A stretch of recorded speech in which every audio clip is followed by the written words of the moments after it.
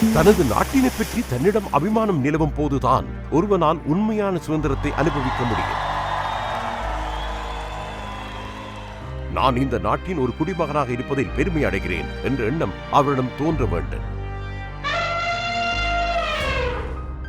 அவ்வாறான நிலையில்தான் எமது கூட்டு உலகத்தை பற்றி சிந்திக்கின்ற ஒரு பிரஜை உருவாகுகின்றார். அதுவே மக்களுடைய கௌரவத்தை பாதுகாக்கின்றதாக அமையும் ஒரு சமூகம் அத்தியாவசிய தேவையாக உள்ளதே.